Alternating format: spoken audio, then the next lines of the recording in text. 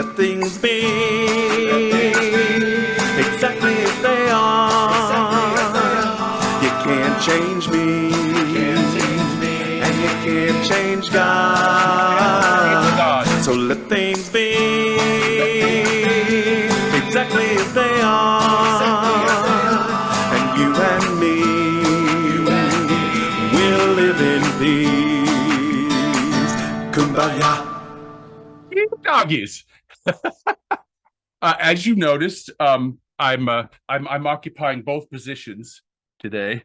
Both positions. Although my impression of Reverend Yolanda is terrible, so I won't do that. I won't subject you to me and Reverend Yolanda. Welcome. You're for a wonderful time tonight. Hi, George. Glad everybody is here. Our program is a lot about A Course in Miracles. That's my perfect jam. We've been talking. This goes on top of what a lot of us have been talking about already today. The Course in Miracles, as you know, calls itself mind training. Mind training. You know why? Because you were trained wrong. Right? We were indoctrinated. We didn't question. We were raised by people that were solving a different problem than awakening, right? Doing their very best in the world as we know it.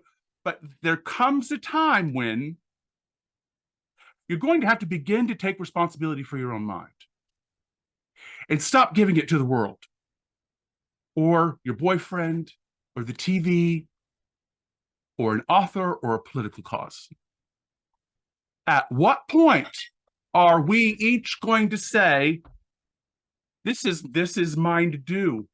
This is important. I get to do whatever it is I get to do. Because I love it when I discovered not too long, when I first got on this path some 30, 40 years ago, was I was looking at some Buddhism, and I ran across something, and he goes, this Tibetan guy talking, and he says, you know how auspicious you are?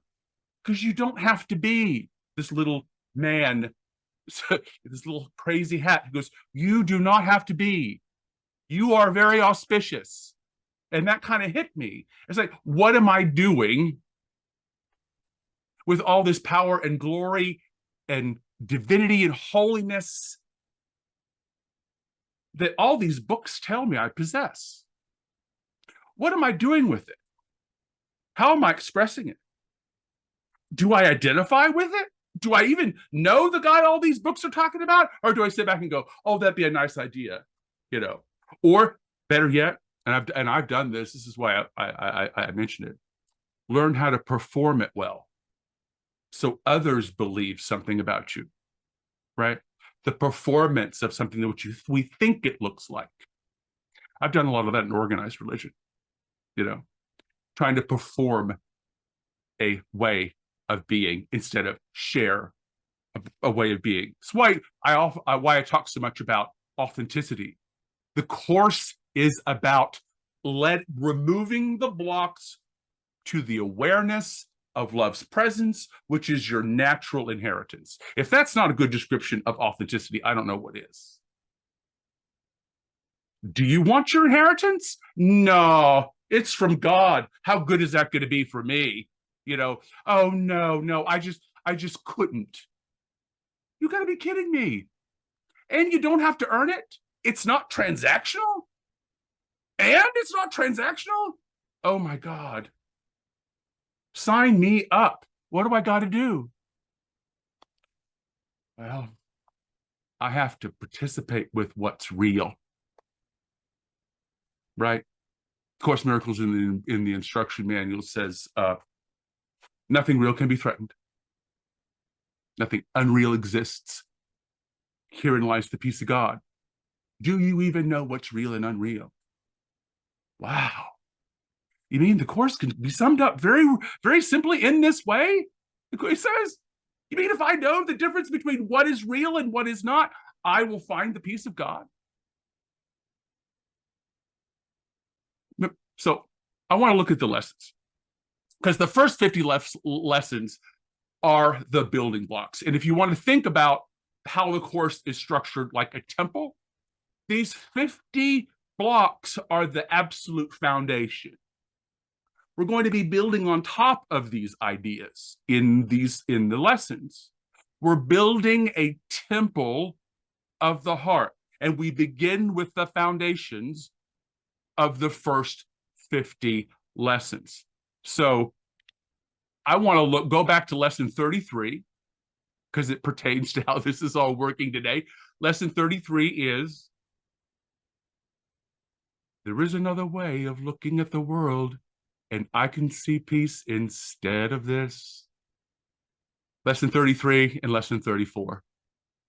There is another way of looking at the world, and 34, I can see peace instead of this.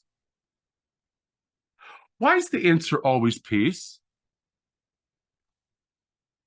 Why is it? It's so counterintuitive, isn't it? Shouldn't it be like orgasm or like excitement or like something like candy or sweetness or something? Should be extraordinary, like wowness to it, you know? It isn't. It's peace. Everything happens in peace. Without peace, there is nothing. You can't have not peace without peace. Peace is where everything begins. Peace is the foundation of reality. If we're really, really looking at it, and if you're really skilled at something, are you really skilled at something? You know how to do something really, really, really well? Do you know how to do something so well that your friends talk about how good you do this thing? What does it feel like to be involved in that skill that you're really good at? Do you really have to think about it very much? Even if it looks kind of dangerous, juggling knives or whatever, or speaking among stadiums of people.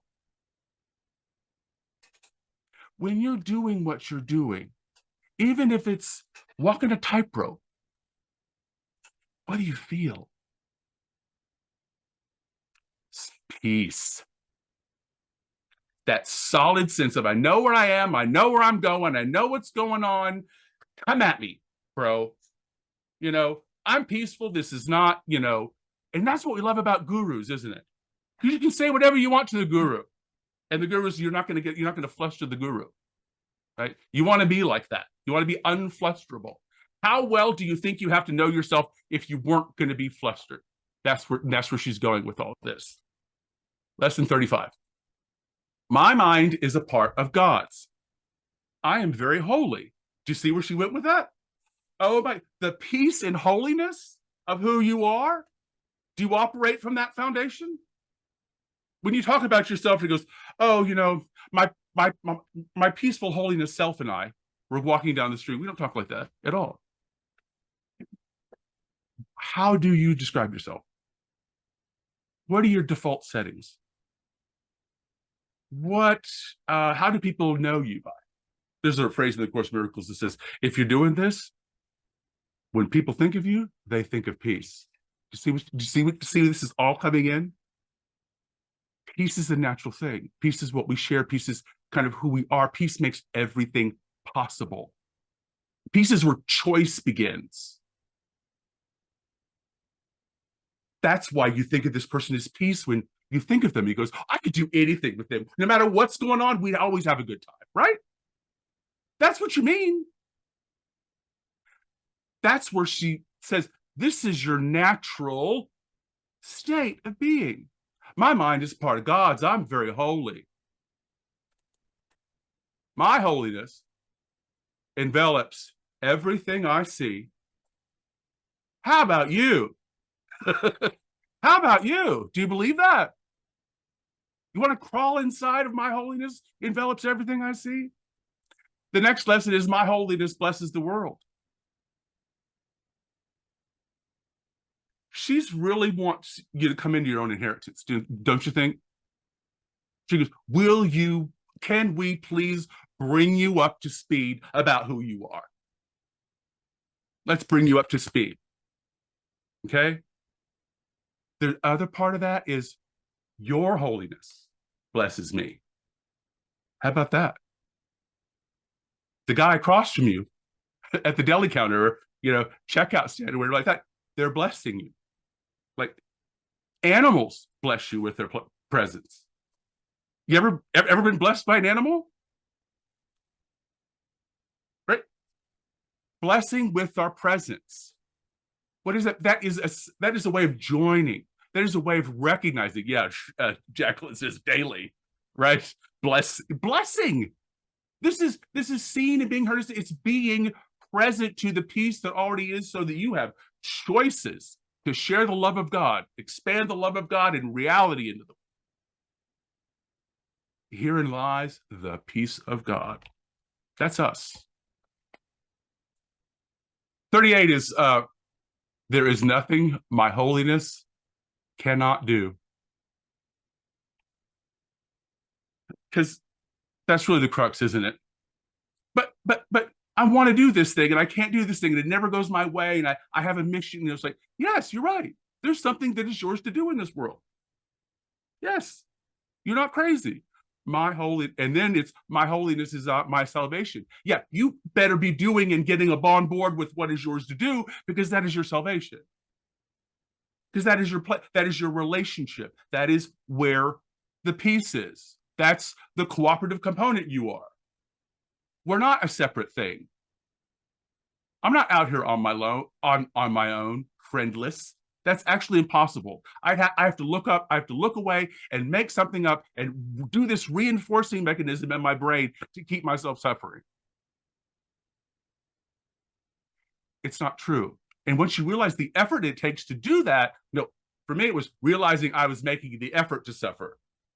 Do you remember a time when you realized you were like hurting yourself and you go, oh my God, this is just a habit. I don't even know where this came from. This is just a friggin' habit. How quick was it easy to drop after that? And maybe you saw the next one sooner. See what I mean? Mind training. The peace is already here. We're in this relationship with peace. It could be, me and my friends, right? My friends and me. I don't go anywhere without my friends. I am not alone and friendless, ever. It doesn't, I love that. Okay, there's nothing my holiness cannot do. My holiness, my salvation. I am blessed as the Son of God. And we're going to hear that here in just a minute. Yolanda's version of this song, because she combines the Desiderata with this. Because, again, it is what ours is to do. What is yours to do? I guarantee other people will be involved, so you don't have to worry about going it out on here alone. You're not Don Quixote or anything like that. Don't worry. Don't talk yourself out of doing what is yours to do, because it's going to be a lonely road. That's a trope, and it's not true.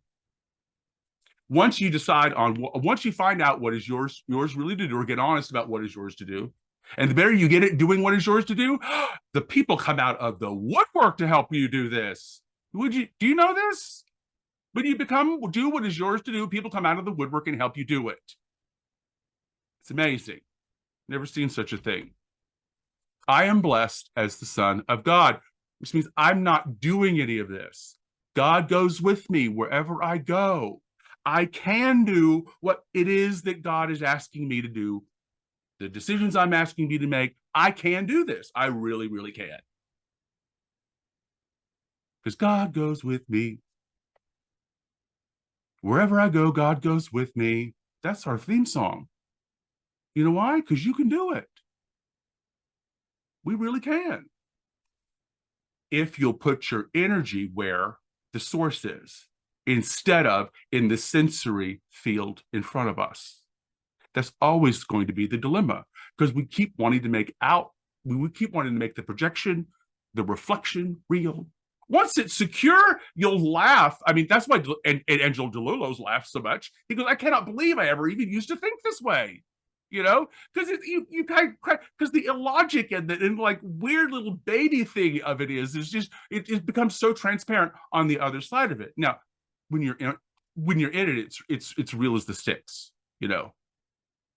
So there's compassion and empathy there, and I'm empathetic for when I don't see it as faster, maybe that would cause my suffering or contribute to the suffering of others, because that's what it's all about. We're always in this. We're always in this together, right? We're always here. Thanks for being my friend. So God goes with me wherever I go, and today's lesson is God is my strength. Right? God is my strength. I'm not doing it. Vision, this is a new concept here. Vision is his gift. Correct perception. Do you want to see correctly? Do you want to see very, very, very, very, very, very clearly what is yours to do so you don't get sucked off into, useless journeys? Another lovely quote from Course in Miracles, the useless journey. My 20s could be described as a useless journey. I mean, nothing's useless, right? But it's like, oh my God. Have you ever, one of the things I torture myself with, maybe you do this too, is you say, oh my God, if I had known in my 40s what if I'd known in my 20s what I knew in my 40s, how much I could have saved myself or whatever like that. But she didn't, Blanche. That's what Yolanda always says to me. But she didn't. Being here is where we want to be. Being here is where the enough is. Being here is where the peace is. Wanting it to be another way is just another useless journey. And that's what this idea of authenticity keeps coming down to. It doesn't matter when or how or who, because all those things are projection. What matters is our ability to authentically share what is true, which is the love of God that we are, and our fun, lovable selves we all know in which we are, and sharing our amazing gifts with the world, right? That's what you want. We want to do that, right? Don't we get mad when we can't share ourselves with the world? Isn't that what the anger is about? They're stopping me from seeing how glorious I am. At some core, we do know a lot of this. We don't act like it because we don't know how to pick it apart. Course in Miracles is the mind training that helps us look at it on a real honest basis. So with that idea, I'm gonna I'm gonna wrap this up with instead of the sing-along today, this is because we normally do the sing-along, and you do not want to hear me play the guitar and sing anything. So if you've been listening to this program since my days on Pal Talk, if you've been listening to me since Pal Talk, you will recognize this next bit, because I used to play this at the beginning of every program to talk about the ethics of A Course in Miracles and what it says about itself and about how I'm going to. It's called the Workbook Instructions. Introduction to A Course in Miracles Workbook for Students. The overall aim of the exercises is to increase your ability to extend the ideas you will be practicing to include everything. This will require no effort on your part. The exercises themselves meet the conditions necessary for this kind of transfer. Some of the ideas the workbook presents you will find hard to believe, and others may seem to be quite startling. This does not matter. You are merely asked to apply the ideas you are directed to do. You are not asked to judge them at all. You are asked only to use them. It is their use that will give them meaning to you and will show you that they are true. Remember only this: you need not believe the ideas. You need not accept them. You need not even welcome them. Some of them you may actively resist. None of this will matter or decrease their efficacy, but do not allow yourself to make exceptions in applying the ideas the workbook contains. And whatever your reactions to the ideas may be, use them. Nothing more than that is required.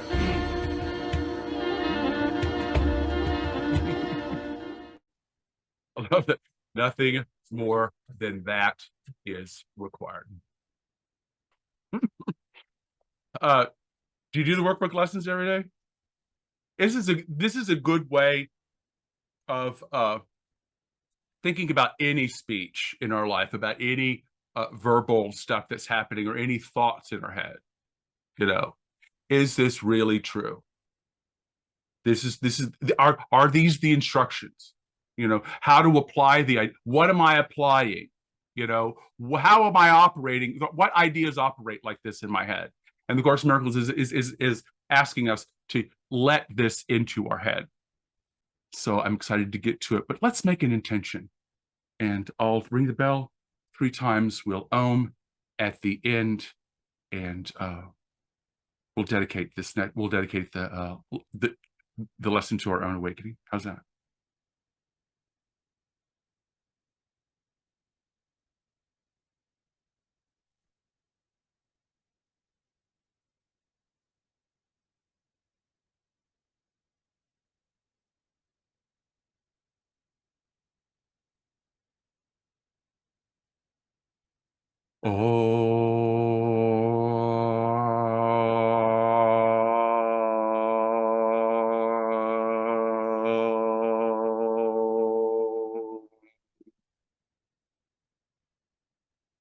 Holy, holy, holy are we who are gathered here today. Holy, powerful, and truly here, truly real and the truth. Today in my presence are welcome all things. Today in my presence are welcome things that I like and things that I do not like. All things are welcome in my presence. Nothing is rejected. I am peace. All are welcome here. I dedicate this time, this space, this mental activity to saying what I need to say and hearing what I need to say. May I only do and say what is mine to do, that I may be a cooperative component in this community of our awakening together. Because it is together we awaken, because there's nothing other than together. And I'm so glad I'm together with you.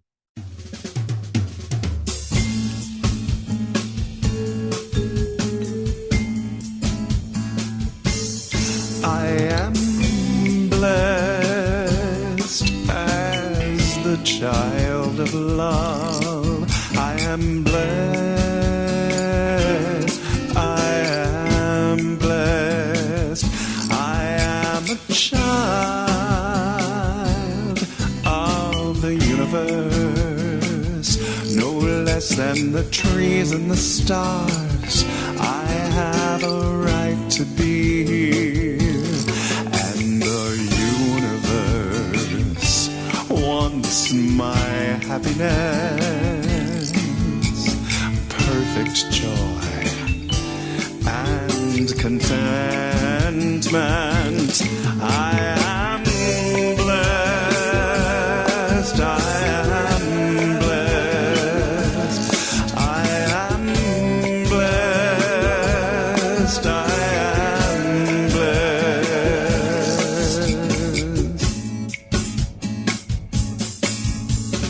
There is nothing to fear. There is nothing to fear. There is nothing to fear.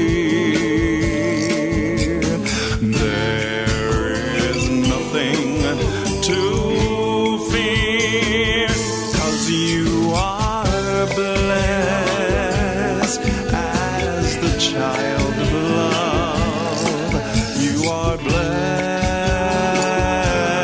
You are blessed. You are a child of the universe, no less than the trees and the stars. You have a right to be here, and the universe wants your happiness, perfect joy and contentment. You are blessed. You are blessed. You are blessed. You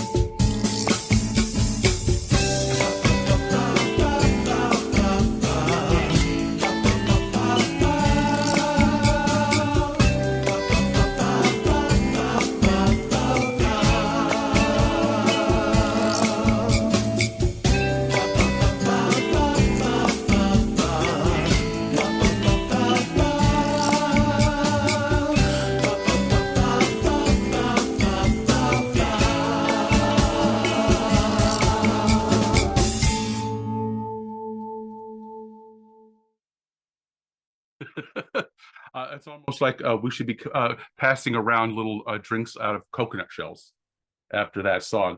It's what I really love the vibe on that song. I hope you do. I hope you do too. Yeah, Yolanda's like, yeah, I'll have one of those. I'll have a little something in a coconut shell. Uh, if you're reading A Course in Miracles, you're reading 12.8 pages a week to get through the entire year. Like it's kind of the zeitgeist of this program. I pick out a couple of one section of those 12.8 pages and kind of talk about it in depth. I actually do this for a couple of hours every Wednesday night. So if you want to get in on an in-depth conversation about how these things actually really directly ask questions that directly affect you and how this applies to something in your life, you'd have to come to our Wednesday group. And if you'd like to do that, you'd email Yolanda at yolanda.net and ask to get the secret email to know where to go and what to do.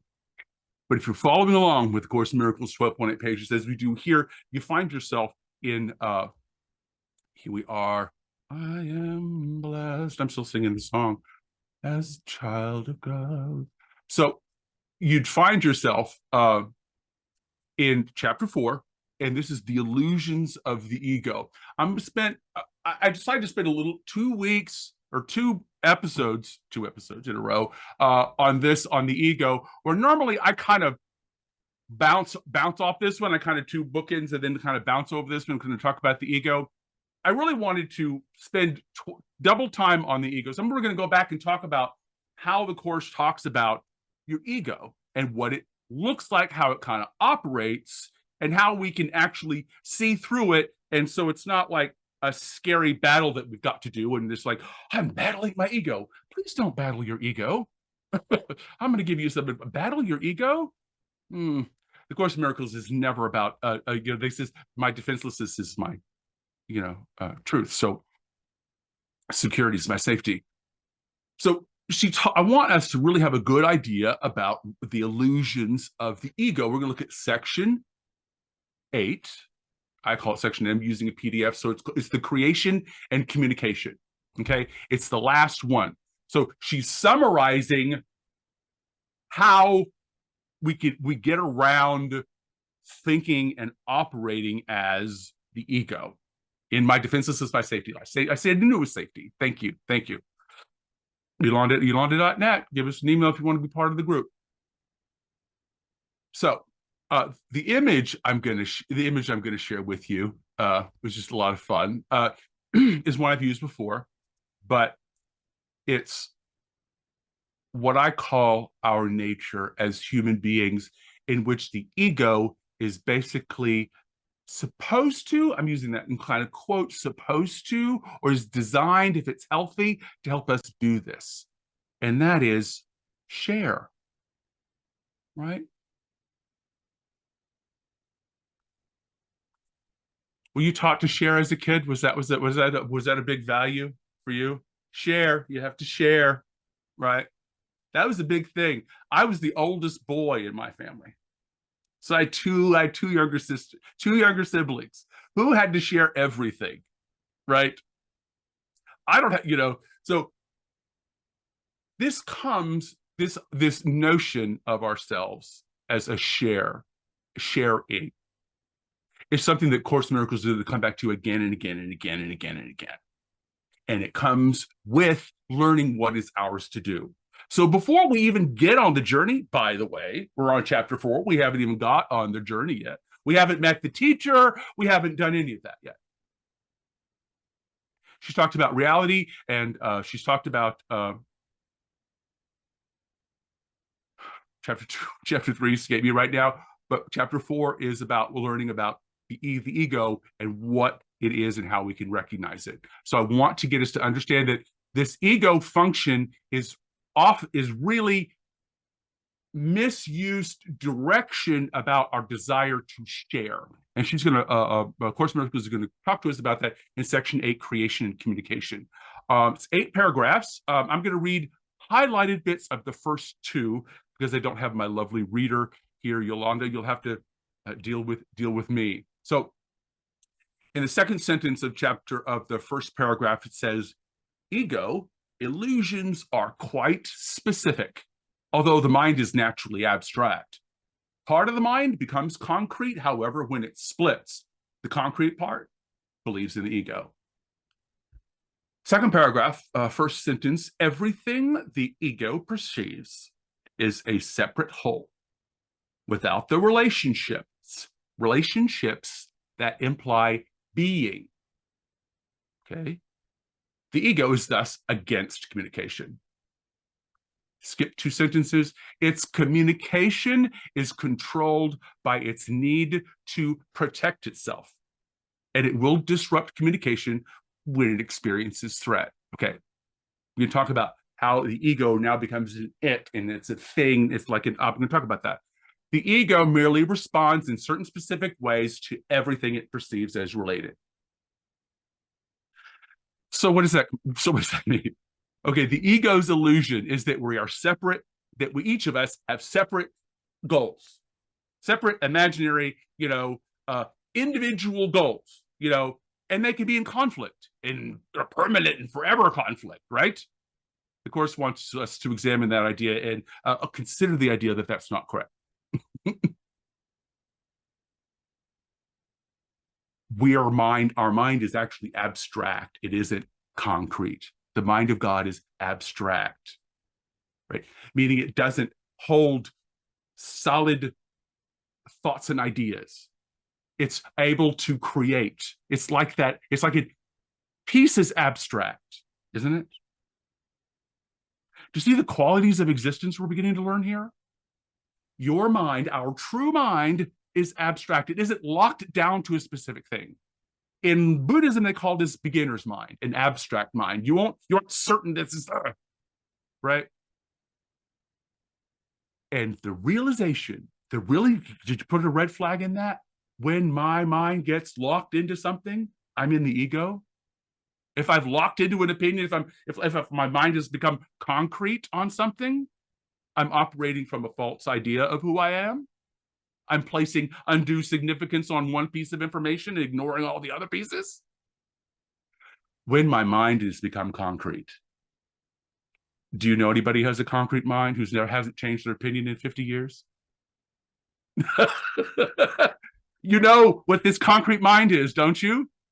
This concrete mind. Concrete is the ego perspective, and it's locked in dysfunction.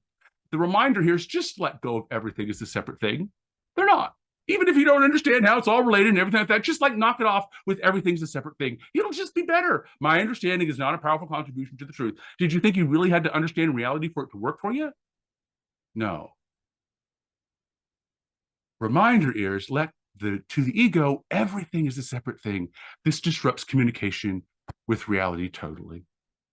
It uses communication to distance and separate rather than join. And the ego generalizes from the micro to the macro, right? If my mom treated me like this, I'm going to treat all women this way, right? Blitz blonde treated me this way, and now all blondes are this way. That's the ego, the micro to the macro. Catch yourself doing this. It's like blanketing things, even when you're talking about you. This is the way that we don't see the ego. This is the transition of when you invest in it, it becomes, it says, oh, then I'm in charge. When it isn't. It's no more information than that something's burning on the stove. Your ego gives you no more good information than something's burning on the stove. And it's only the zeitgeist and the thing, it's only trying to give us the information of this other world that we don't, well, the life of the mind or the life of our thoughts. And we're not, because we invest in the ego, our thoughts get claimed by the ego when they're not. So the ego generalizes the micro to the macro, and it uses communication to distance and separate. That's the separation. When the ego claims it's me, it's using communication to distance and separate. But see, I'm giving it the fuel to do that. I'm saying, oh yeah, well, everything's a separate being with a separate agenda and all this other thing. Well, of course, it just sounds completely natural. It's not. Catch yourself in this. It's just we were talking about earlier, I think it was you, Shauna's, about thinking about why am I worried about what other people say about me? Some version of I'm thinking about they don't like me, I'm not saying the right thing, or whatever like that. That's very common. We all do this. Do this walking down the street when somebody doesn't look at us the right way. So, and you think, well, what's going on here? It says it's completely natural. It's our humanity saying, I'm a part of a community, and if I'm outside of the community, I don't get food and I don't get laid. Right? It's just the way, that's just being an animal. So if this is getting you information, it says, are you kidding? If you continue down this way, you might not get fed, you might not get laid. But it's like the smells or the temperature in the room or anything like that. You can move or change it or anything like that. It's not you. Do you think the temperature in the room is you? Think your smell is you? Why do we think that our thoughts are us? When they're giving us our programmed ideas, what I often say is, your thoughts are just tell you where in the mind of God you are.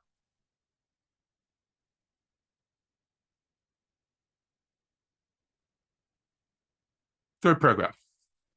I'm going to keep moving. I just love to hear myself talk. So paragraph 3, the first sentence.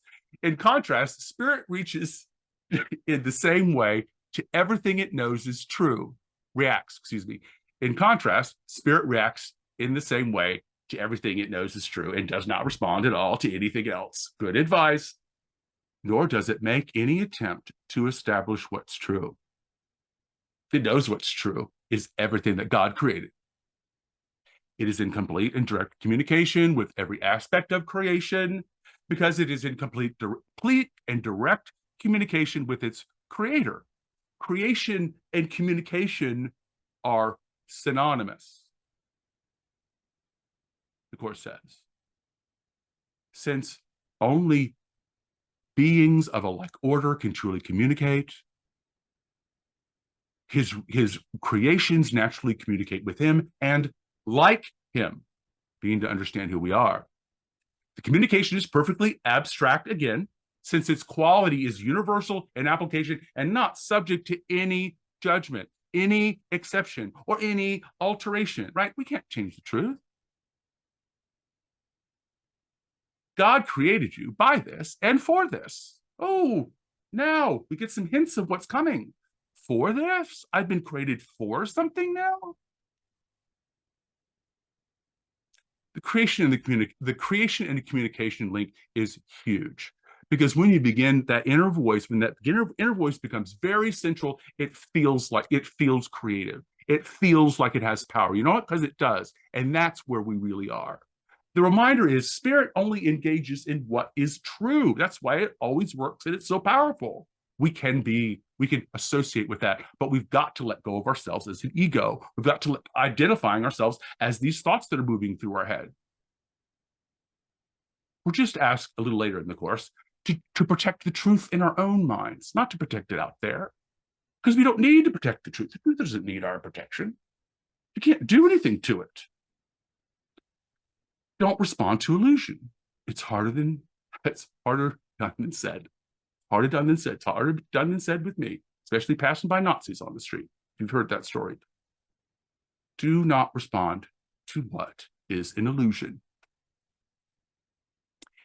And being of like order and communication means that we create together as one. It's another way of saying you're glorious and godlike, and what, we need you. You know, could we have your conscious participation in this creation, please? Could we get your conscious participation in all of this? Wouldn't that be nice if everybody if everybody was consciously communicated and doing what is theirs to do? Where it's like zing. That's what's actually happening, but we're unconscious to it. See, God is creating. God isn't not creating just because we're not conscious of being one with God.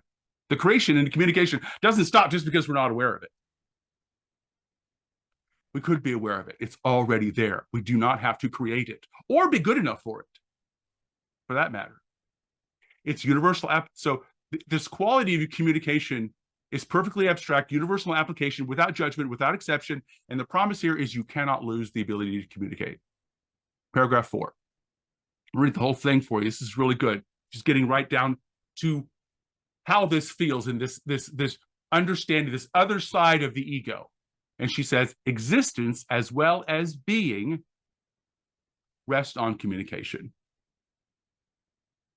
Existence, however, is specific in how and what and when communication is judged to be worth undertaking. Being is completely without these distinctions. It's a state in which the mind is in communication with everything that is real. To whatever extent you permit this state to be curtailed, you're limiting your own sense of your own reality, which becomes total only by recognizing all reality in its glorious context of the real relationship. There's that word again, relationship to you. This is your reality. Don't desecrate it or recoil from it. This is your real home. This is your real temple. This is your real self. Existence is being. This existence judges what communication is worth undertaking. How's that? How's that for a fancy way of saying knowing really what is mine to do? Being able to parse out in the language of the Old Testament the sheep from the goats, right? Be able to see quickly what's a sheep and what's a goat, right? You can tell the difference quite easily from quite a distance what a sheep and a goat is, right? She's talking about that's how easy it's supposed to be. That's how easy it is when you're on the other side of identifying with the thoughts in your head, calling them an ego, and it's me, and I think this way, and I need this, and I felt this. It's like, give yourself a break. You know, just a little break to like step back and say, I'm really not that busy.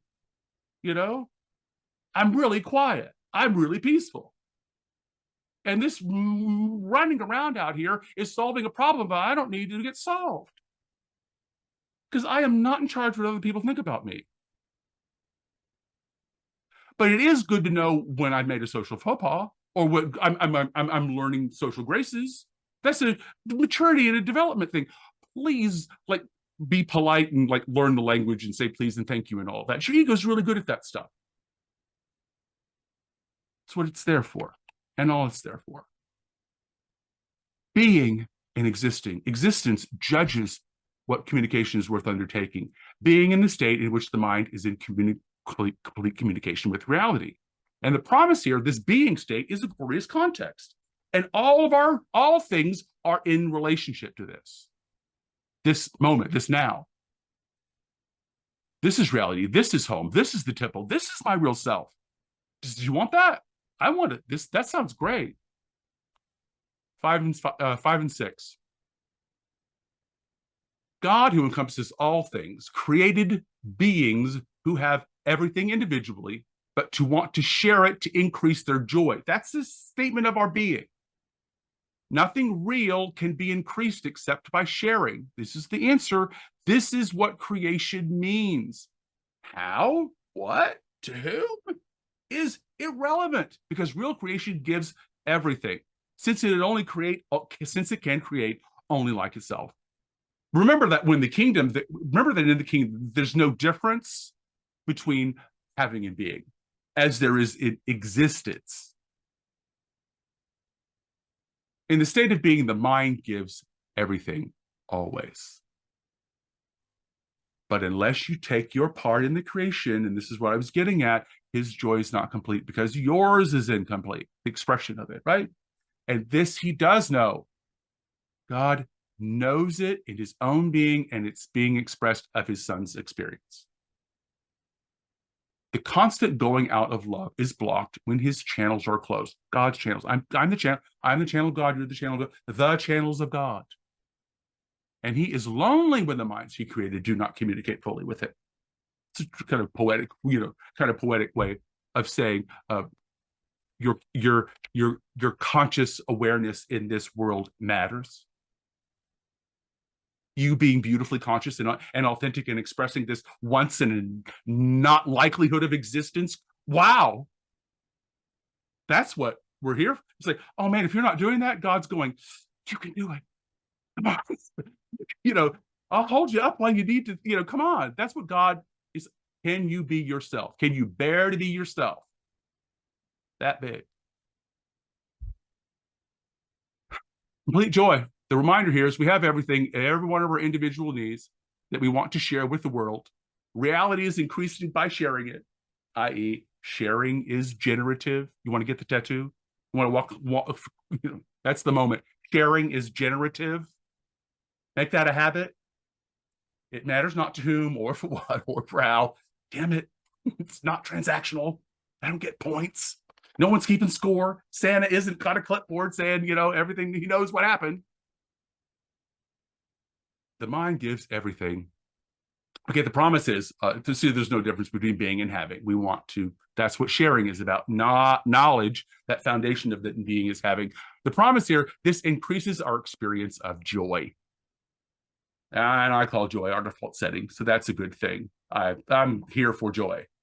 The mind gives everything always, no matter the context. If you're of the mind of God and it's abstract and you don't need anything to be a certain way and you know what is yours to do, you see all these things coming together. God knows intimately what we experience. God knows intimately what you experience. I am not alone and friendless means you.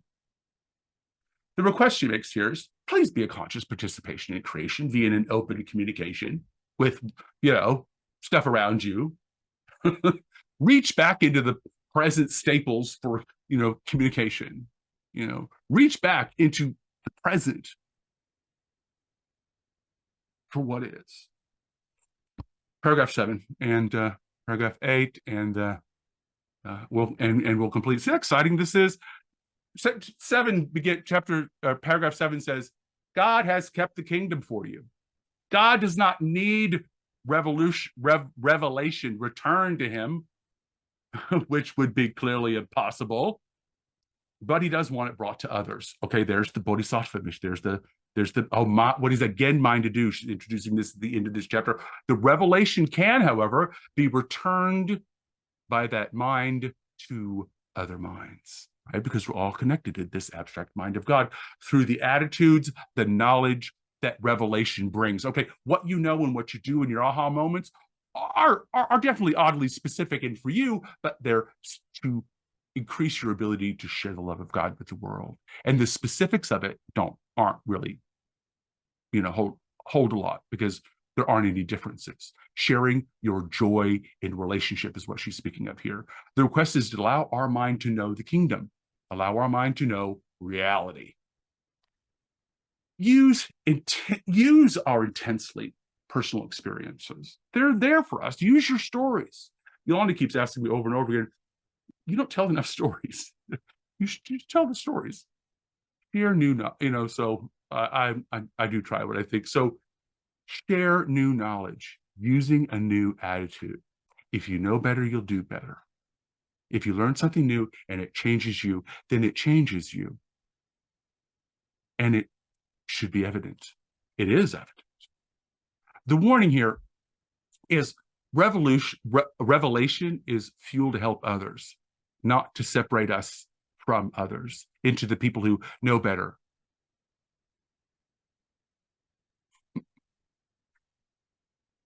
Paragraph 8. Let me read the whole thing and we're about done. This has been lovely. God,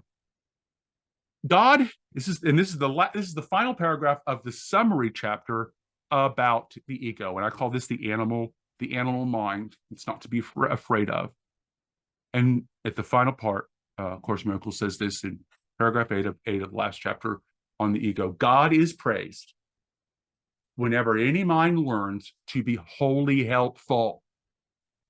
This is impossible without being wholly harmless, because the two beliefs must coexist. The truly helpful are invulnerable because they're not protecting their egos, and so nothing can hurt them. Their helpfulness is their praise of God, and he will return their praise of him because they are like him. And they can rejoice together. God goes out to them and through them. And there is great joy throughout the kingdom. Every mind that is changed adds to this joy with its individual willingness to share in it. The truly helpful are God's miracle workers. There were miracle workers. Here, congratulations. God's truly helpful are miracle workers, whom I direct until we are all joined in the joy of the kingdom. I'll direct you to wherever you can be truly helpful and to whoever can follow my guidance through you. Beautiful. Be wholly helpful. Be wholly helpful and harmless, please. Harmless and she says the harmless are invulnerable. Well, you know this. I am not a body. I am free. Helpfulness is actually praising God. So everything your mother ever told you about being helpful and all that stuff was probably more correct than it wasn't.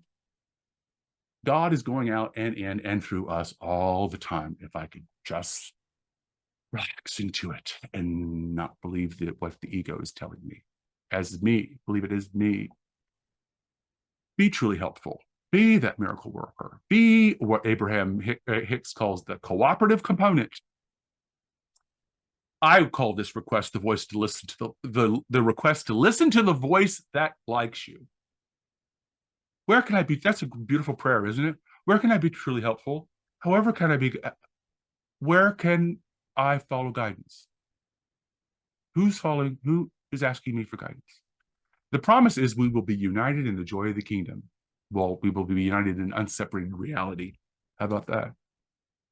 What would it like to be joined with all your friends and everybody you know and love in unseparated joy? As the natural state, as something you could get used to and walk around in, right?